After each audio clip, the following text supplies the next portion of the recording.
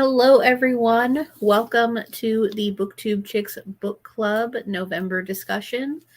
Tonight we are discussing The Ark by Tory, Henwood, Hoen. And I am joined with Kathleen and Desiree, as usual. If you've never been to one of our live shows before, basically when we do our introductions, we are also going to do a synopsis and our initial thoughts on the book. This is spoiler-free talk. And then after our initial thoughts, we will go into a spoiler discussion. So before I let these two ladies introduce themselves, I'm just going to do a quick synopsis read real quick for anybody who might not be familiar with the book. Meet Ursula Byrne, a 35-year-old VP of Strategic Audacity at a branding agency in Manhattan.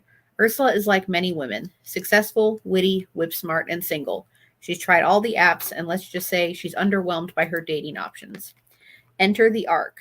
Then Ursula hears about the Ark, a highly secretive, super sophisticated matchmaking service that uses a complex series of assessments to architect partnerships that will go the distance. Optimistic that the Ark will deliver her ideal partner, Ursula is matched with Raphael Banks, a handsome, charismatic 42-year-old lawyer who is ready for commitment after heartbreaking losses in his 30s. But as Ursula and Raphael discover, true love is never a sure thing. And the arc of the relationship is never predictable, even when it is fully optimized. So, Kat, since you're right next to me, if you would like to go ahead and do your intro and initial thoughts. Hello, I'm Kathleen, and my channel's For the Love of Books. I finished this book like yesterday morning. I actually really enjoyed it. I wasn't sure what to expect going into this book. I'd never heard of it. I never heard of the author, but I actually quite enjoyed it. I thought the whole app software thing, the whole technology thing about finding your one true match, I thought that was an interesting concept for a book. And so I did give it 4 stars.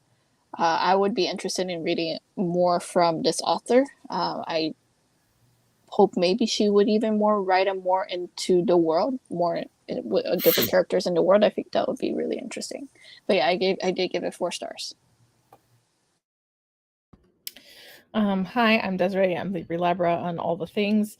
And I also really enjoyed it. I thought it, like, the concept was interesting.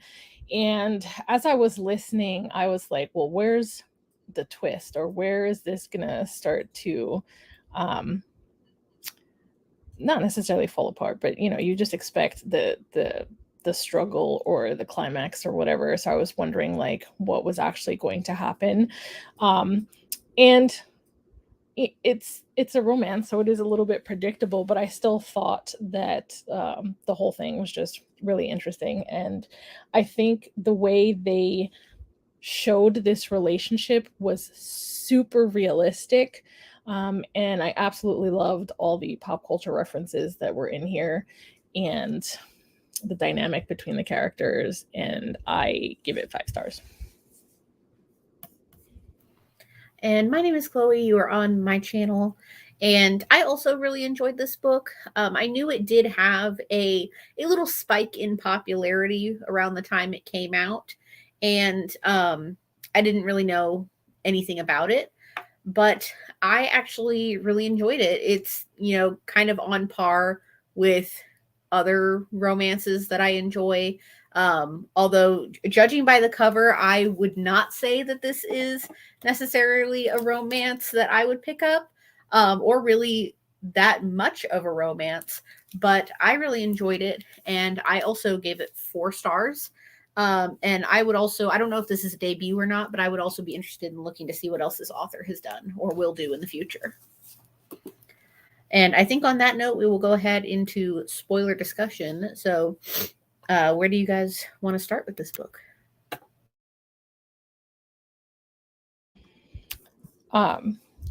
It's not so much like something worth discussing, but I felt like I just really liked the author's voice. It felt very current, and I thought just the way she wrote things was like very witty, and it was very funny, and it was very easy to read. But to me, it was just like one of those books that you pick up and like immediately within the first chapter, you're like, oh, I'm gonna like this, because I just liked her writing that much. I wasn't entirely sure where it was gonna go in the beginning. And also, can we talk about how much money that was? I agree that I definitely think the author put a lot of voice into Ursula, a lot of character, because she was such an interesting character to me. And yes, I predicted that one of your questions for us would be, would you ever do a service like this? And my response was going to be, not for that price. It was like what, $50,000, right? It was that much for Raphael, but it was less for her because of the pay gap. I mean, yes, it's a lot of money, but I also think it's pretty on par for what I think if something like a service like this, a technology like this or whatever existed, I think that would be the price. I mean, like, I've never had that much money, so like, I don't like, that's like the price of like, I've never even paid that much for a car, so I can't even say, like, that's just a lot of money. But Ursula was someone who just felt like she couldn't find love. She felt like she was in this cycle of repeating the same thing over and over and over again. And I think, for a good portion of the book, she felt like she wasn't meeting the right person, but I don't think that's how it works. I think anybody could be the right person. But obviously, and this is where I feel like she just did such a good job of portraying like what relationships is really like. It's just that everybody has their trauma and their issues, and like you just have to find the person that's willing to work with that with you, and you have to keep working on it, or else things are just not going to work.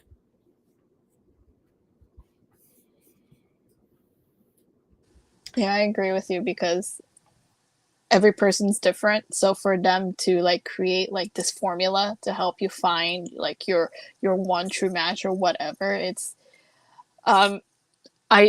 it's unrealistic, but I agree with what you said, that she made it seem believable. And I agree with you. I do like the author's voice. I think she made Ursula very relatable. Yeah, I really enjoy reading Ursula's, especially her voice, throughout the chapter. So I really enjoyed her the most. But yeah, I agree. Yeah, and I think Ursula felt very real.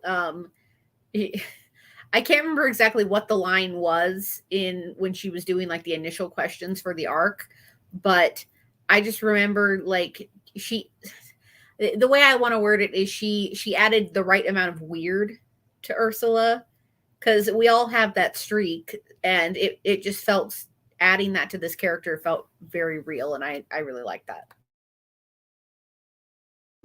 I know, like, something my friend said to me a really long time ago, because I think for a long time I just believed in like the one, and like, that fate would bring you together with that person. And she was like, I used to believe that too, but now I just think that everyone has flaws, and really what you have to do is figure out whose flaws you're willing to deal with for the rest of your life. And so that just felt pretty accurate. I like books where like animals are kind of like characters in the story. And I thought that there were certain things about the cat that were just very like cat-like. So it was nice to feel like, because sometimes cats will disappear and you'll be like, what the hell? But also the fact that the cat was like addicted to greenies was hilarious too, because my friend's cat like would refuse food and only wanted to eat those little treats. And so a lot of cats are like that. What did you think about Ursula's friend? There was a lot of interesting and weird things going on in this book.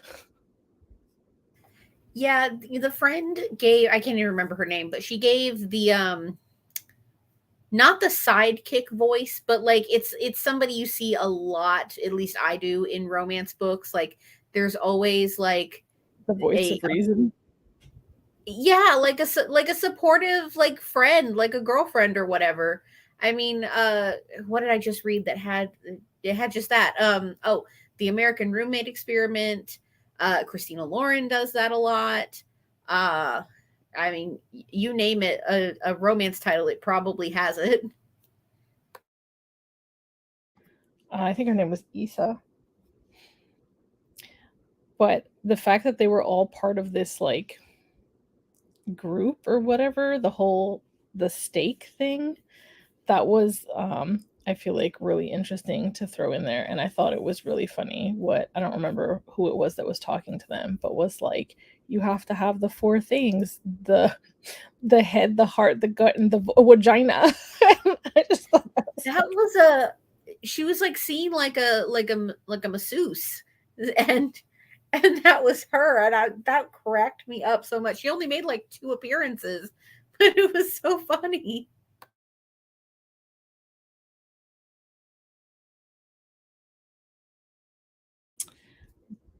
What were you thinking in regards to, it does kind of give me like similar vibes to what was it called, the Christina Lauren book? I forget what it was called. It was the one that just came out not that long ago. Not their most recent one, but the one before. The Soulmate Equation. Yeah, that. Yeah, it has those vibes, but more intense. But like, how did you think the story was going to go? Did you like when they first got together?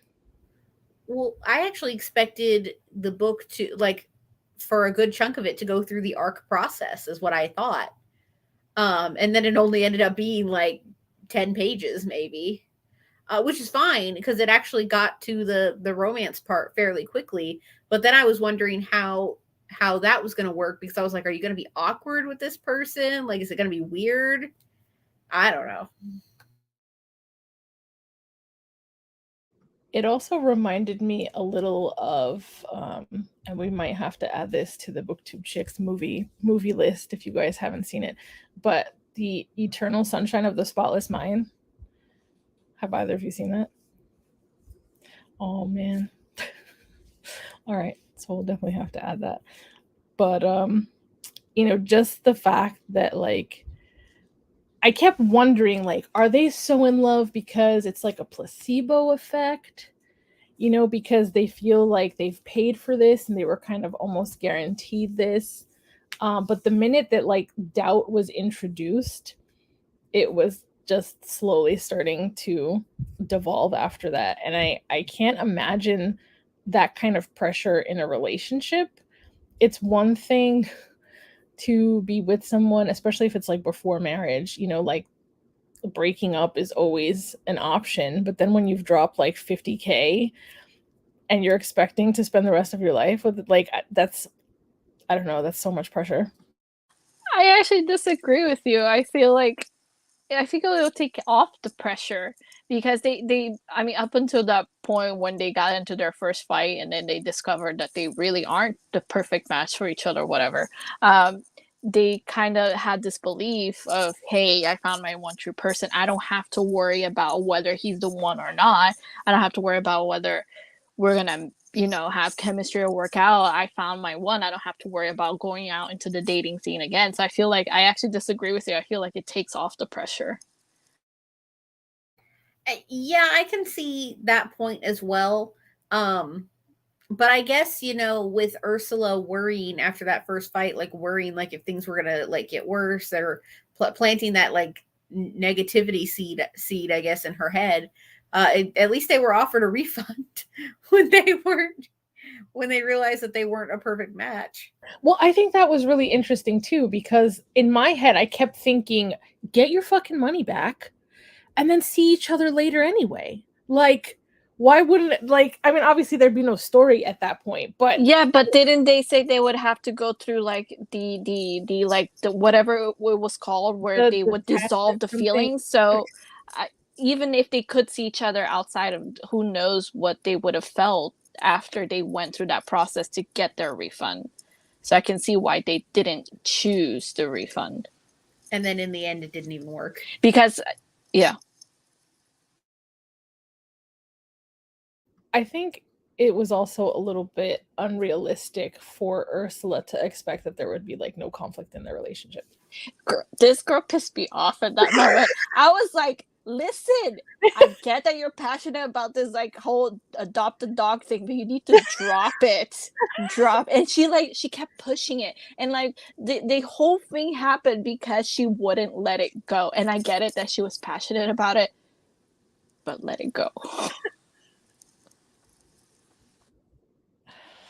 I mean, I'm sure there's just some things, right? Like there's some things that I don't know. Like I still think about people who have like different religious beliefs or different political Exactly. I was thinking like, there's other things, more important things to worry about. Like if you guys had different beliefs, if for example she wanted kids and he didn't, that's a big conflict. The fact that he got a dog from a breeder is not something that she should be that upset over. You know what I mean?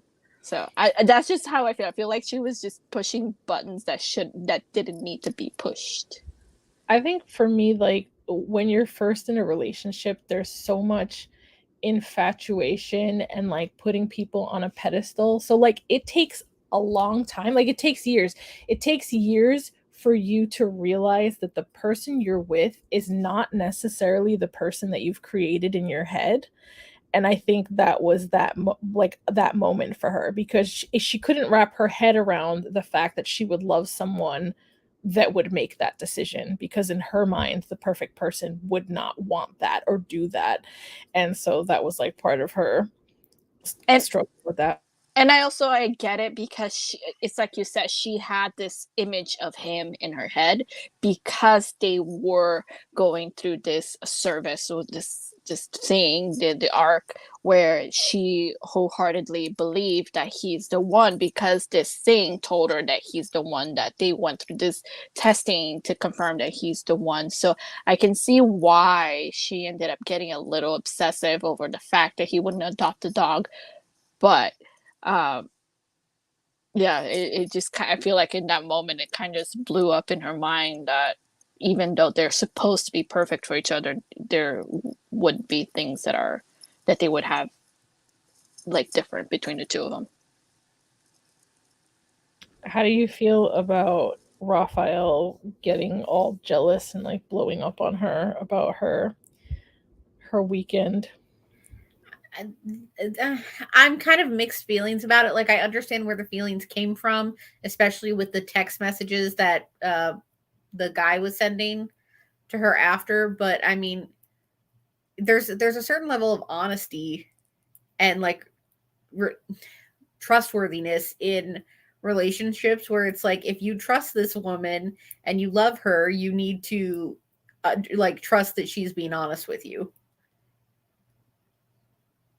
And I agree with that, but obviously he was just being triggered by existing trauma because of his like previous girlfriend.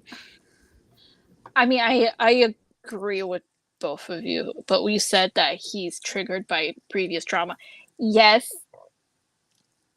agreed with that, but I feel like it went further than that, and I feel like you may have your traumas, but I feel like you shouldn't necessarily project them onto the next person. And so like I totally get what you mean, and maybe at that moment he couldn't help himself because of what happened, of his path or whatever, but I don't know, I feel like he went too far. I don't remember what his like ex-girlfriend's name was, but I know like while I was listening to the explanation of their relationship and how she had all these like art piece photos of like men, and then she eventually admitted, somebody asked her, oh, like how'd you get all these vulnerable pictures, and she was like, oh, I slept with all of them. I just remember feeling like, what?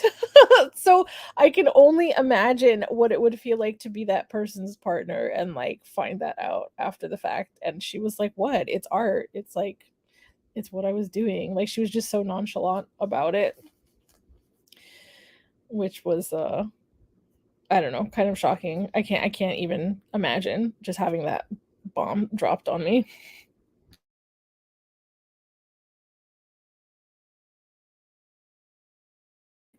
What did you guys think of her, Ursula's mother?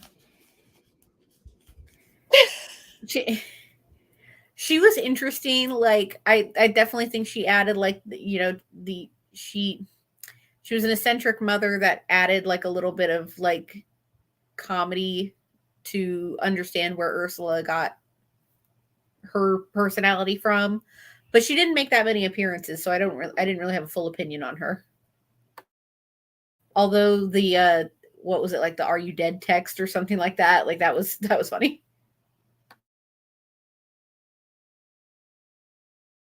Yeah, I agree. I feel like I didn't get enough of her to either really love her or really hate her. She was just there.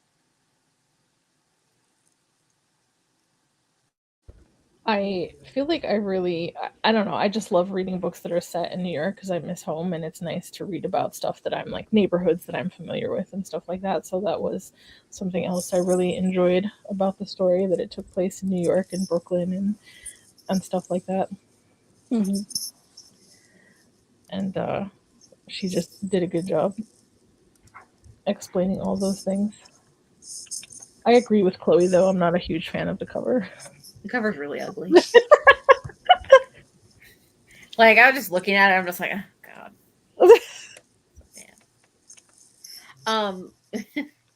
What do you guys think about like how the ARC was promoting and like saying they've had 100% success rate when in reality they haven't? Wait, what do you mean? They were not a successful one because they got they messed up.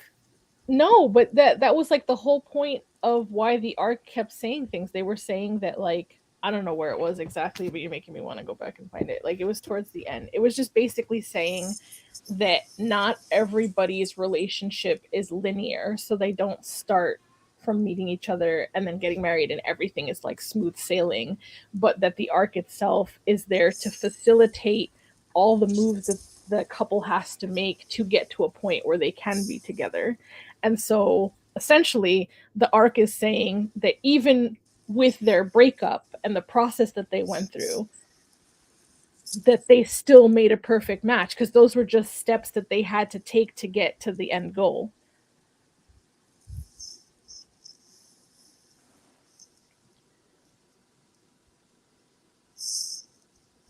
Kat, do you agree with what I'm saying? I gotta find the part again. And that's why I kind of said it was similar to the soulmate equation, because it was a little bit reversed, because in that aspect they were like, this is the diamond couple, and they were like, hell no, in the beginning, and eventually they figured out that they were a really good match. So it was kind of like similar to that, and I had a feeling that that's where the story was going, because of the questions that they kept asking. Like every time they'd come in to do an interview, they'd be like, so what are you thinking? How are you feeling? Oh, why do you believe that? Like it seemed like they were probing in a way to get the couple to acknowledge what was wrong in each of them, or what needed to be repaired or healed or improved in each of them, so that they can get to a place where they could be together. You know, because I'm kind of like skimming this part where they're talking about like the doctor from the ARC is going to be on like a panel or something, and how they want to go and like confront her about her fraudulent ideas. Let me see, because I'm pretty sure it was like it was like one of the last things she said. Mm-hmm. Okay, so like she says, we have a process, of course, but, and I'm not just saying this, the path is different for every couple. For some, this may be their first real relationship, their first real experience of love, and therefore they need to be educated and guided. For others, this may be the final relationship after a long series of disappointments, therefore they need to be reassured, reinvigorated. Others may need a wake-up call, or they may need to be humbled. We assess every couple and attend to their needs in a bespoke manner. Okay, for instance, one of the more interesting and complex arcs we've ever created was between two notably strong and unique individuals. The chemistry between them was electric and undeniable. We debated how to handle it since strong initial chemistry can sometimes turn against itself. I can't say more because of our confidentiality standards, but theirs wasn't a straightforward path. It never is it? Like Yeats wrote, love is the crooked thing. And so I assumed that when she was saying that, she was talking about them. Because in the beginning, she was like, you are like the strongest match we've ever created, but we missed one little thing and blah, blah, blah, blah, blah. But, and theirs was not a straight path. So basically, it's just the arc being like, yeah, 100%. They're like, we almost got it perfect.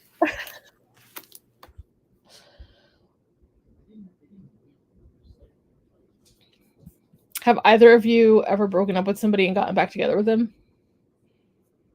Yes. He's in the other room. So, I mean, I feel like that whole detachment whatever process that they had to go through was like bullshit. I think it was because they still felt the same. Yeah, so I think, and they were like, oh, we would have felt so much more. I don't think it was that like it took some of it away and they felt residual things. I think it was just bullshit, and the whole point was just to force them to make that decision, And so it's not like there was no real process. It was to force them to end the relationship, to have to feel that loss, and to sit in that loss and figure out how they wanted to navigate it. So, like, just like her friend said, she was like, you're wearing his cologne. I don't think that's very helpful. But obviously she didn't want to forget him. She missed him and she wanted to feel close to him. And so she was wearing his cologne. Yeah, I feel like if they hadn't listened to the arc, they could have given themselves more time, essentially. Although he did pick that other. What did you guys think of the other match that they gave him? I kind of think that was bullshit too. Like, they didn't seem like a match in the 2 pages that we had with them. Yeah, no, not at all. Not at all. And it's like, I think that in itself is like so powerful. Like if you're with someone and you've had enough of them for whatever reason and you break up with them and then you date someone after, there's always a comparison that happens. And so like that just felt like a needed contrast from his perspective, so that he can be reminded of how much he loved Ursula, or why Ursula was so quirky and unique and so different, and like he found this person so boring. That was the other thing that I was thinking, like, how did she expect there to be no conflict? You can't be in a relationship with no conflict because that would be so boring. Like if the person just agreed with everything you wanted and everything, like there's no growth in that situation.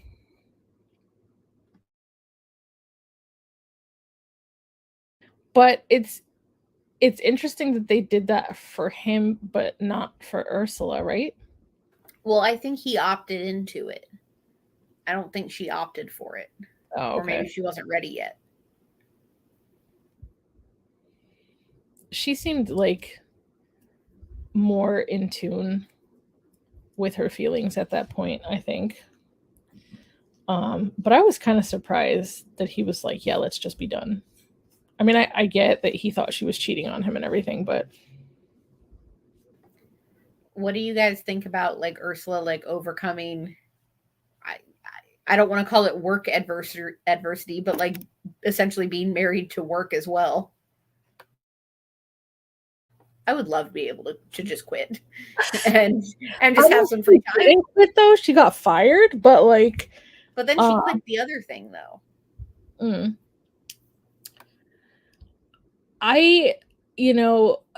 It is so hard being a woman in like male dominated spaces and industries, and so many women even though they find their passion, like they end up leaving those industries because at the end of the day, they end up, wanting to start a family, and like it's just too much. It's too much to be battling that all the time. And not that everybody wants to necessarily start a family, but you don't want to have to fight a system every day. You don't want to have to be going against the grain every day. And so she was doing a lot of that.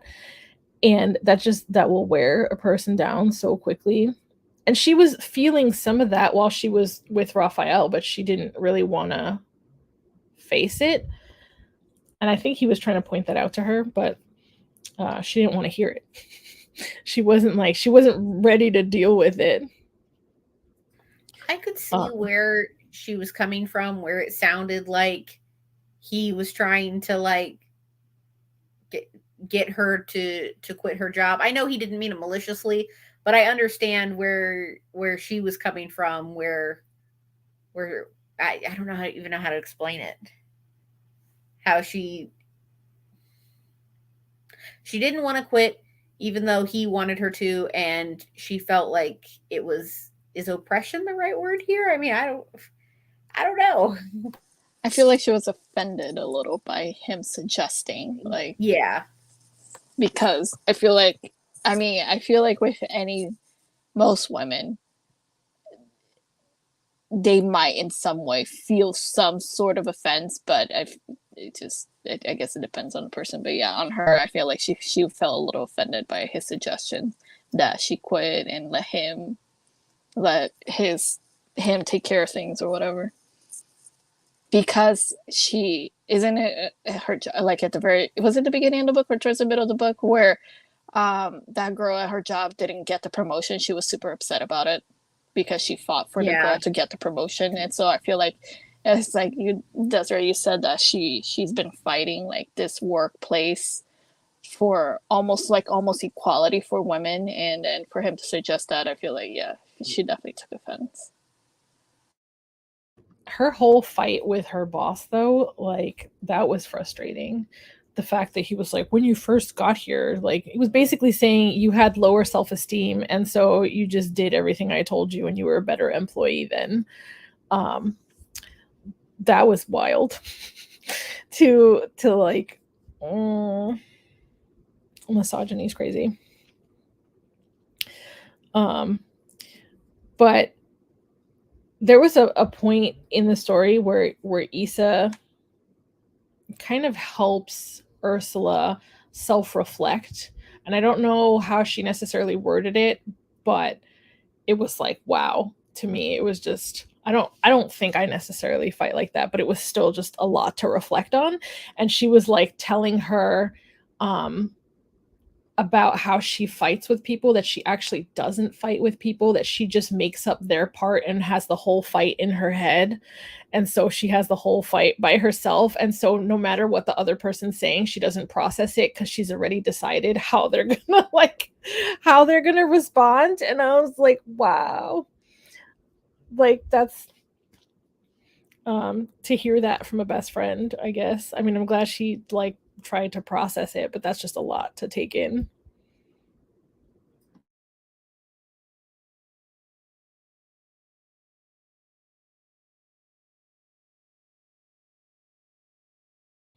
I think there was something else I was going to say about Raphael.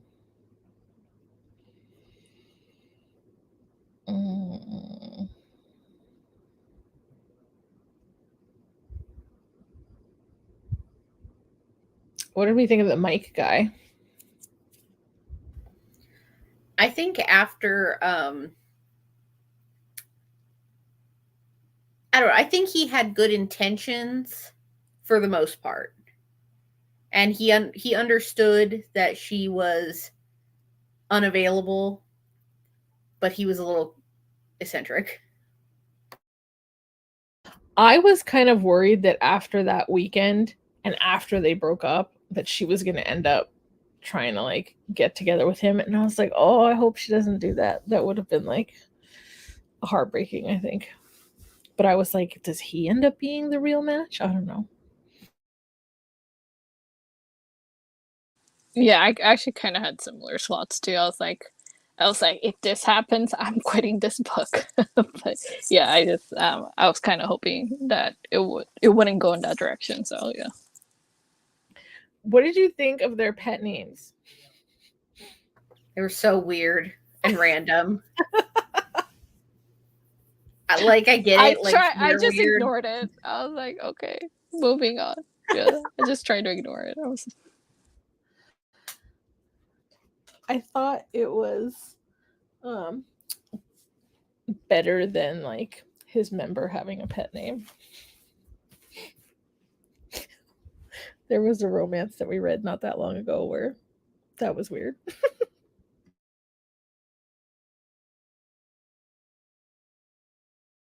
But yeah, they were totally random.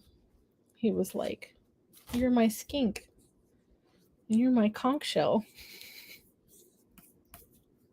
They definitely, especially in the like first half of the book, they gave off the vibes of like the really annoying couple, like newly in love, and like the weird nicknames and stuff like that.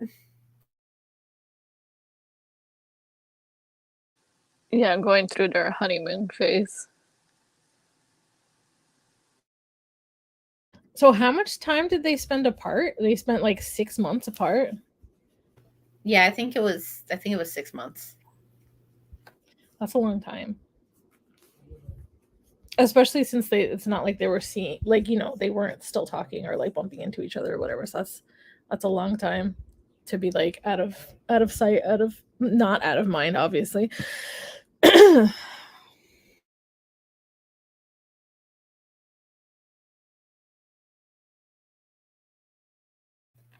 you guys think you'll read more from this author, like anything, or does it have to be along the same vein?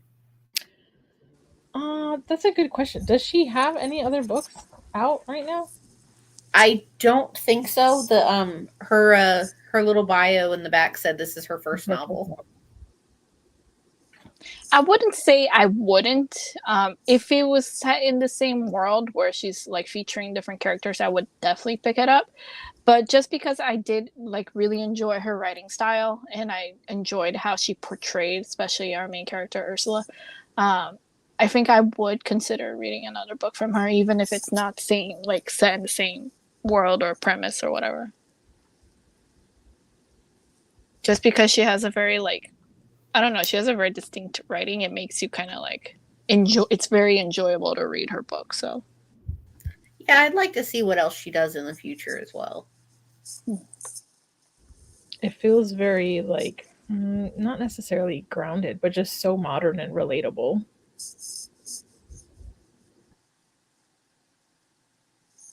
yeah.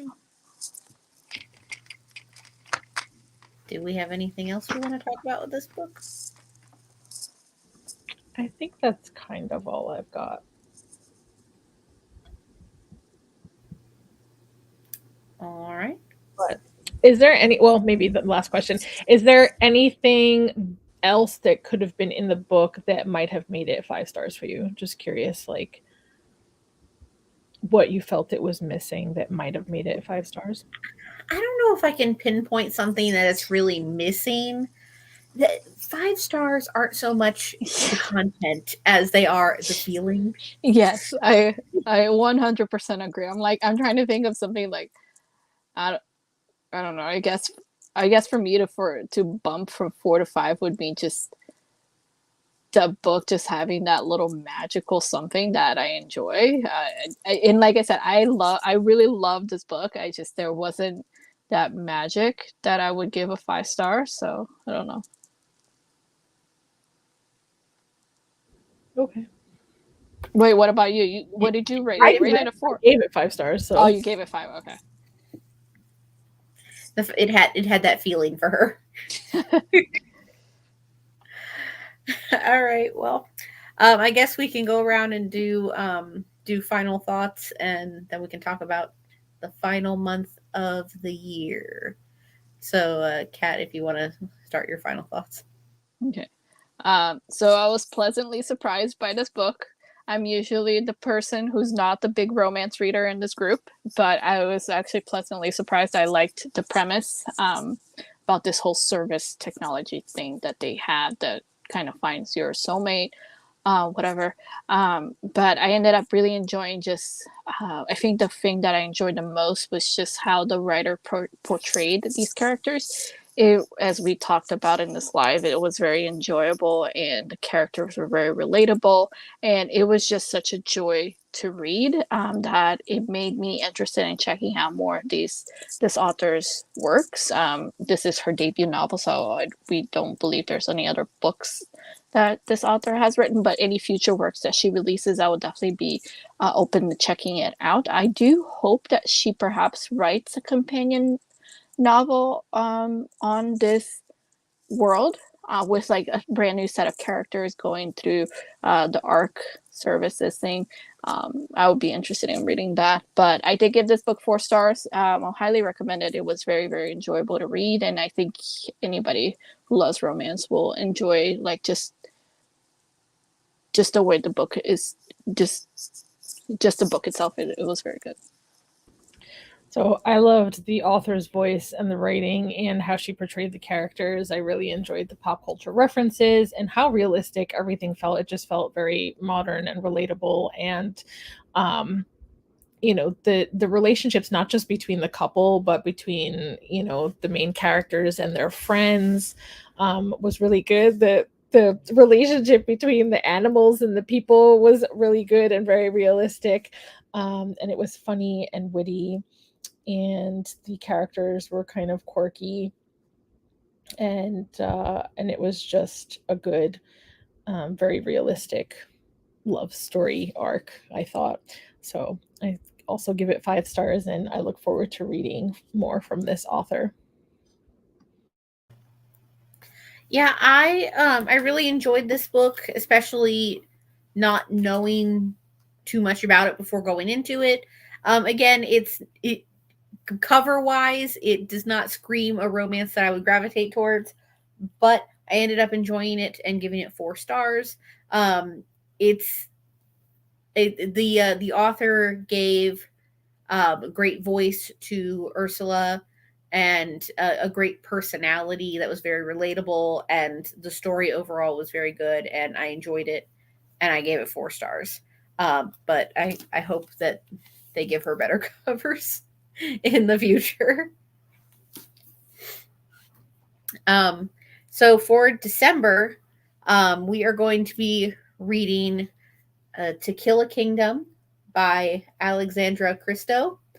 This is Kat's pick, and for some reason I want to say that this is a Little Mermaid retelling, but maybe it's just ocean related. I can't remember. I don't remember what retelling it is, but it is a retelling because I remember all my picks were retellings. Okay. December. And we are going to be discussing that on Sunday, December 18th at 6 p.m. on this channel. So we want to make sure we have our book club discussion before the holidays. And I can't believe we've already reached the last one for the year. But hopefully you guys will join us for our December discussion. We're also going to be doing Pages and Pals next month over on Kat's channel. That is on December 10th at 8 p.m. Eastern. And her channel is linked in the description below. And Desiree's channel is linked in the description below as well. So hopefully we will see you next month to discuss To Kill a Kingdom. And we will see you guys then. Bye.